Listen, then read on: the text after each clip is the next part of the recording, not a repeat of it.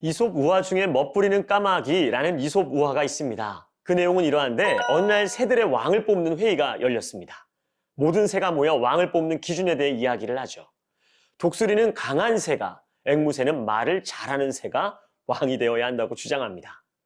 형평성의 문제를 두고 논의하던 중 새들은 가장 아름다운 새가 왕이 되는 것에 동의합니다. 그때 아름다움과는 거리가 멀다 여긴 까마귀가 슬퍼하죠. 그러던 중 한 가지를 생각합니다. 그것은 바로 다른 새들의 깃털을 주워다가 자기 몸을 단장하는 것이었습니다. 까마귀는 즉시 다양한 새들의 깃털을 주워 자신의 몸을 단장하기 시작했고 가장 아름다운 새로 뽑히게 됩니다. 하지만 이를 시기한 다른 새들이 자신들의 털을 알아보고 앞다투어 까마귀의 깃털을 가져가 버립니다. 결국 거짓말이 들통나게 돼버린 것이죠. 세상 앞에 선 여러분의 모습은 어떠한가요? 세상의 기준에 맞추기 위해, 세상이 정해놓은 기준에 앞서기 위해 까마귀와 같이 화려한 다른 새들의 깃털로 나를 장식하고 있지는 않나요? 그리스도인 된 우리는 겉모습을 가꾸며 진짜 나를 속이는 자가 아닌 창조주이시고 구원자이신 주님을 마음에 모시고 진짜 나의 모습을 발견하여 살아가야 하지 않을까요? 진정한 나를 찾기 위해서는 진정한 왕이신 오직 하나님 앞에 서야만 가능하게 될 줄 믿습니다. 오늘도 말씀을 통해 우리에게 소망을 주실 하나님을 기대합니다. 오늘의 새나 시작할까요? 오늘의 주제, 진짜 왕이 나가신다 입니다. 오늘의 말씀은 시편 2편 1절에서 12절입니다. 어째서 나라들이 술렁거리며 민족들이 헛된 일을 꾀하는가? 세상의 왕들이 자기를 내세우고 통치자들이 모여 여호와와 그 기름 부음 받은 이를 거스르며 저들의 사슬을 끊자, 저들의 족쇄를 던져버리자 하는구나. 하늘에 앉으신 분이 웃으시며 주께서 그들을 비웃으시리라. 그러고는 진노하셔서 그들을 꾸짖고 그들을 놀라게 하시며 내가 내 왕을 내 거룩한 산 시온에 세웠노라 하시리라. 내가 이제 여호와의 율례를 선포하리라. 그분께서 내게 말씀하셨도다. 너는 내 아들이다. 내가 오늘 너를 낳았노라.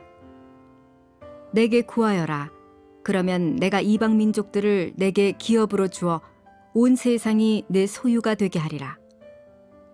너는 그들을 쇠지팡이로 다스리며 토기장이가 자기 그릇을 부숴버리듯 그들을 부수리라.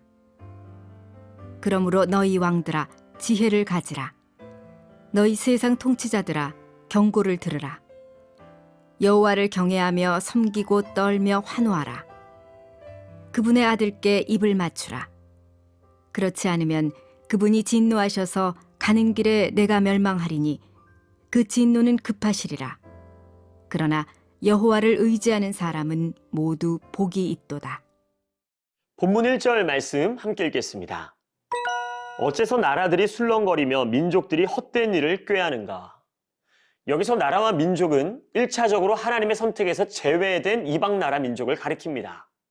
이것은 결국 하나님을 대적하는 이 세상을 나타내는 표현입니다. 개역개정 성경에서는 1절 말씀을 어찌하여 이방 나라들이 분노하며 민족들이 헛된 일을 꾸미는가 라고 이야기를 하죠. 즉, 이 세상은 분노하는 세상이라는 것입니다. 분노하고 헛된 일을 꾸미는 것이 세상이다 라고 말씀하고 있는 것이죠. 특별히 1절에 술렁거리다가 바로 분노하다의 의미인데 이 단어는 본래 파도나 불길이 막 들끓는 모습을 나타낼 때 사용하는 단어죠. 조용하지 않은 세상, 소란하기 그지없는 세상, 항상 술렁거림이 들끓는 세상, 계속해서 폭발하는 세상, 이것이 바로 우리가 살아가고 있는 이 세상의 모습이며 세상에 빠져 살아가는 우리 마음 안의 모습인 것입니다. 그런데 오늘 본문에서 그들이 일을 꾸미는데 그 모든 것이 헛된 것이다 라고 이야기하고 있습니다. 아무리 세상 사람들이 요란하게 끊임없이 움직이고 바쁘게 뛰어도 뭔가 하는 것처럼 보여도 결국 헛된 것이라는 사실이죠. 이것은 무의미한 것으로 충만한 세상의 모습이고 이것이 우리가 살아가는 세상의 정체라는 사실입니다.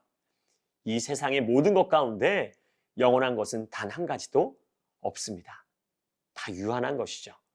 사랑하는 여러분, 우리는 영원하지 않은 것을 위해 영원한 것을 포기하며 사는 인생이 되어서는 안 됩니다.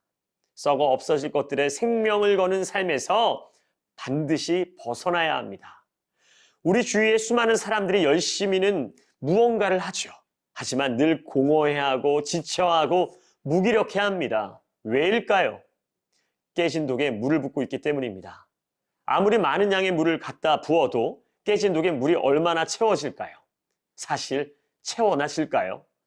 절대 물은 채워지지 않습니다. 그렇기 때문에 우리 안에 깨진 부분을 보수해야 하는 것입니다. 그렇지 않을 때 허무함에 빠져버립니다.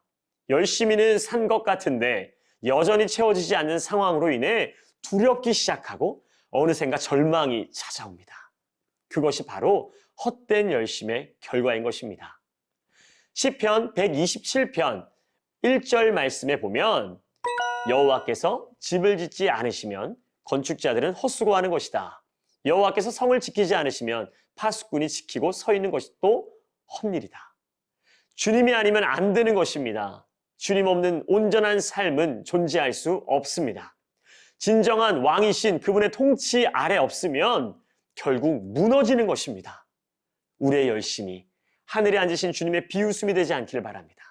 우리의 행위가 주님의 진노의 이유가 되지 않기를 바랍니다.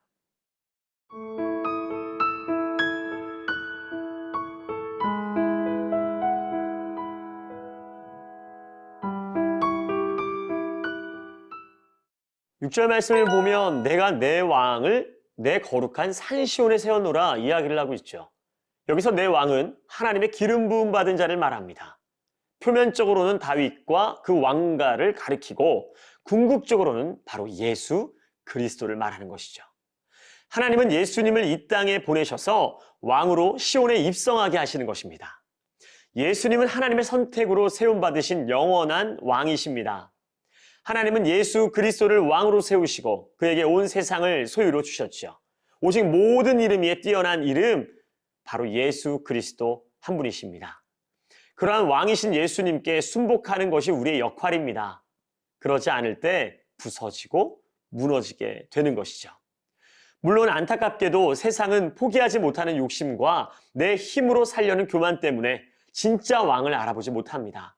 하지만 말씀을 아는 우리는 오직 주님을 나의 진정한 왕으로 섬겨야 하는 것입니다. 우리의 영혼을 구원하실 진짜 왕은 오직 예수 그리스도 한 분이십니다. 특별히 11절 말씀에 보면 그 왕이신 주님을 섬기는 모습에 대해 이야기를 하고 있죠. 첫째는 떠는 것입니다. 그리고 둘째는 환호하라, 즉 즐거워하는 것이죠. 이 두 가지의 모습은 일반적으로 상반된 태도로 여겨지죠. 하지만 하나님을 경외하는 사람에게는 이 두 가지의 모습이 동반되어 나타납니다. 하나님으로 인해 떨며 두려워할 줄 알아야 합니다. 우리는 하나님을 친밀하게 여기되 가볍게 여겨서는 안 됩니다. 하지만 그분의 사랑으로 인해 기쁨을 누릴 수 있어야 하죠. 하나님은 우리가 기뻐하기를 원하시고 또한 그러한 우리로 인해 즐거워하십니다. 제 아들이 있는데 저희 아들은 저를 무서워하기도 하고 하지만 또한 저를 너무 좋아해서 함께 웃고 즐거워합니다. 그렇다고 같이 장난도 치고 잘 논다고 저를 가볍게 여기고 우습게 여기지는 않습니다. 진정한 인격적인 관계의 모습인 것이죠. 하나님을 경외함으로 두려워할 줄 알되 항상 기뻐하고 즐거워할 수도 있어야 합니다. 이것이 바로 하나님을 섬기는 올바른 태도입니다. 사랑하는 여러분, 만왕의 왕이신 예수님은 하나님의 소중한 아들이시죠. 아들이신 예수님을 따르는 우리 또한 하나님의 자녀입니다. 자녀된 우리의 삶의 모든 순간 왕이신 예수님 앞에 우리의 모든 생각을 내려놓고 온전히 그분만 따라가기를 바랍니다. 그럼 오늘도 함께 묵상한 소망의 복음을 굳게 잡고 삶으로 실천하며 살아내는 새나 친구들이 되기를 바라며 오늘도 여러분의 하루를 응원합니다. 함께 기도하겠습니다.